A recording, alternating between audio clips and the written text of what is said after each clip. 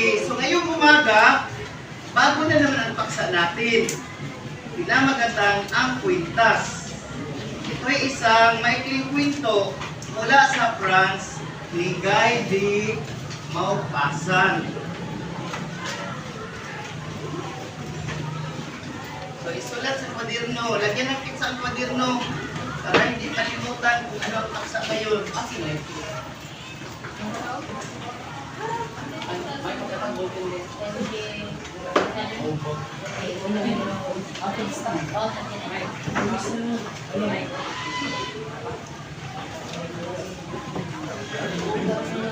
Lalaban sa natin ang kwintas. Pero, bago natin tatalakayin ang bago nating paksa, ay babalik aral muna tayo. Okay. So, ang gustong sumagot, tumayo lang at magsalita, no? Okay. So, ano ang paksang tinalakay natin kahapon? Isa lang mula sa group 1. Mula sa group 1. O, sige.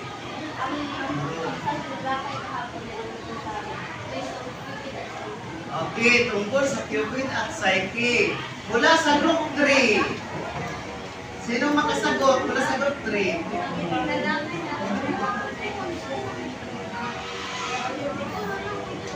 Okay, isa na lang sa group 5. Isa na group 5. Kahit sino. Okay, wala sa group 5. Hindi nakapag-aral. O sa group 4. Sige. Basta may nagsalita. Kung ang tumayo ngayon, hindi na ating bigyan ng grado.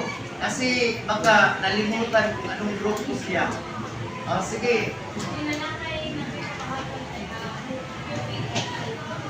Okay. So, lahat na tumayo at nagsalita, may puntos. So, ang paksang tinalakay natin kahapon ay tungkol sa isang mito na pinamagatang Cupid at Psyche. So, anong ibig sabihin ng mito? O kahit sino na? Mito ay tungkol sa mga Diyos at Diyosan. Okay, isa pa. Okay, magaling. Ang mito ay kwento tungkol sa mga Diyos at mga Diyosa. So, huwag kalimutan kasi sa exam, lalabas ang tanong na yan.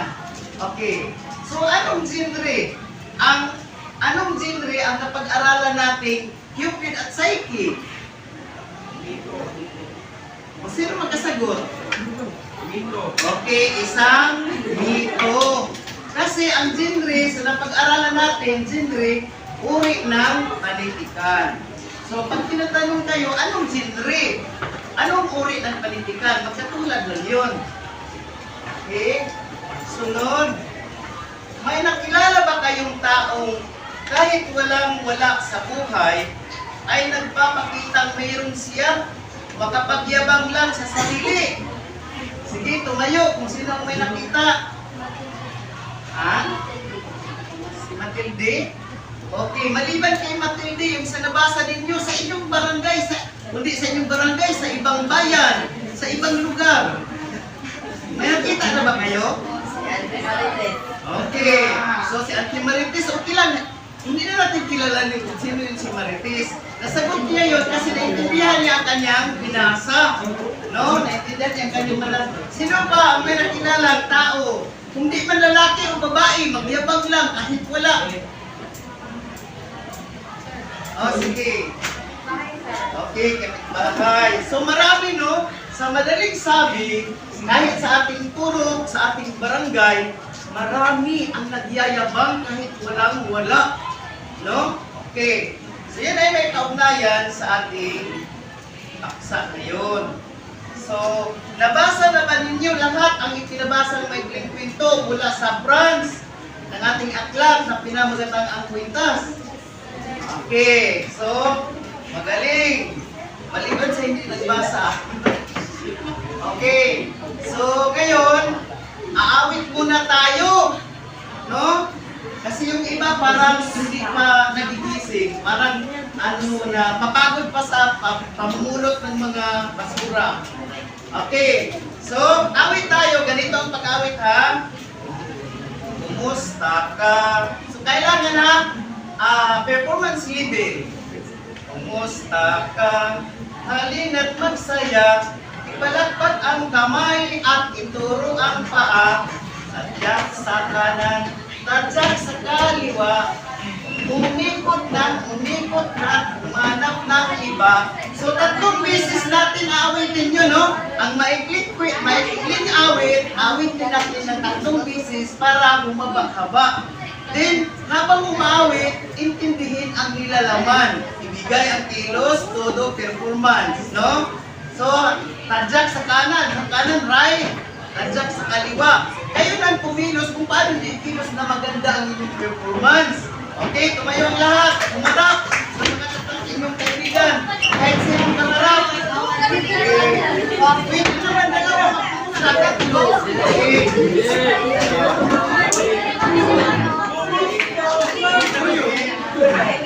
Kumusta ka? Ready? Sing! Kumusta ka? Halina't magsaya. Ipalakpak ang kamay at ituro ang paa. Tadyak sa kanan, tadyak sa kaliwa. Umikot ka, humanap ng iba. Kumusta ka?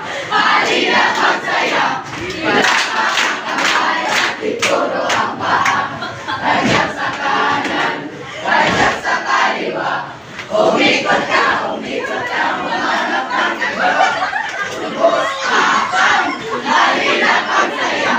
Ipalakpak ang kamay at ituro ang paa. Tadyak sa kanan, tadyak sa kaliwa. Umikot ka, humanap ng iba.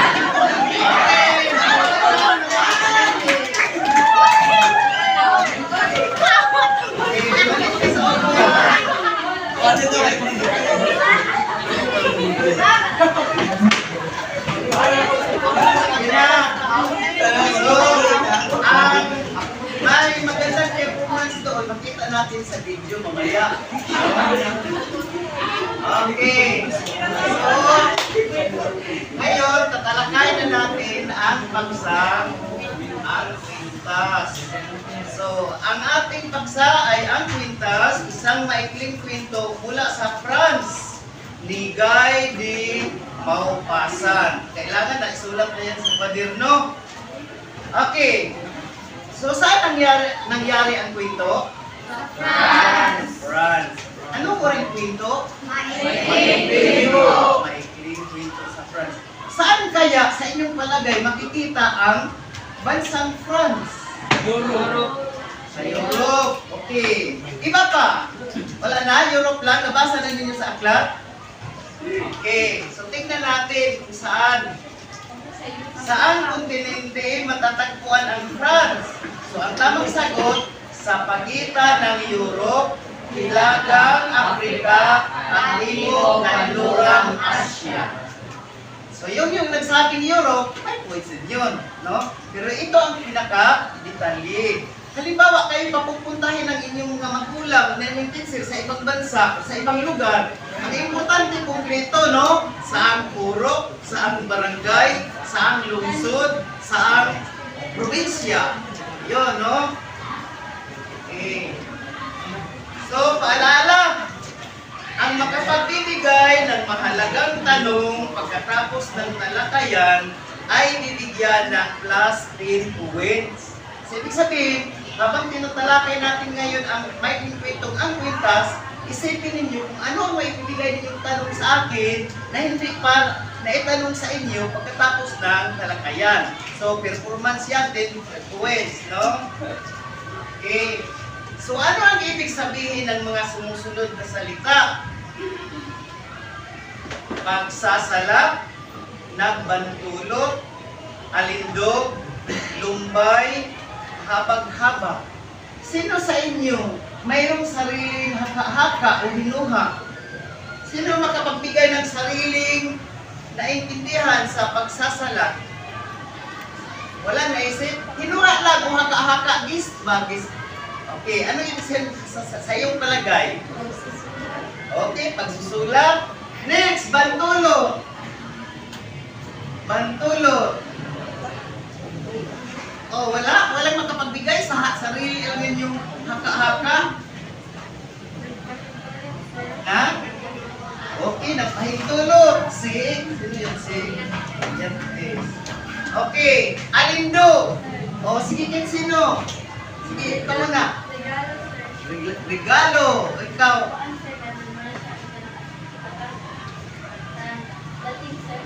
Dating? Okay. Sunod na sunod. Lumbay. Okay, kalungkutan. Kahabag-habag. Ha? Hanga-hanga. Hanga-hanga. Okay, titignan natin ngayon sino ang may malapit na kahulugan. Pagsasala, ang ibig sabihin, pagka walang-wala, paghihikahos, kapos. No, yan ang ibig sabihin. Okay, sa nagbantulot, nagdalawang isip, nag-atubilig. Okay. So, alindog, hubog ng katawan, kurba, nagandahan ng katawan. Okay. Lumbay, kalungkutan, hinagpis. Okay. Kahabag-habag, kaawa-awa, nakabagbag, damdamin. So ngayon, alam na natin ang mga kasing-kahulugan ng mga salitang iyan, gamitin sa sariling pangungusap. Okay, sino mula sa group 1? Gamitin ang salitang pagsasala. Si ang tulo, nung nakita niya ang tulo ang kanyang kapatid na may sakit, siya ay nakaramdam na siya ay nakaramdam ng lumbay sa sakit. Pagsasala.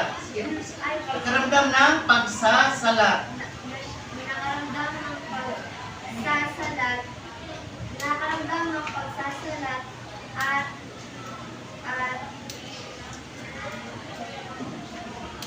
Okay? Sige, tuloy. siya ay nakaramdam ng pagsasalat nung nakita niya ang resulta sa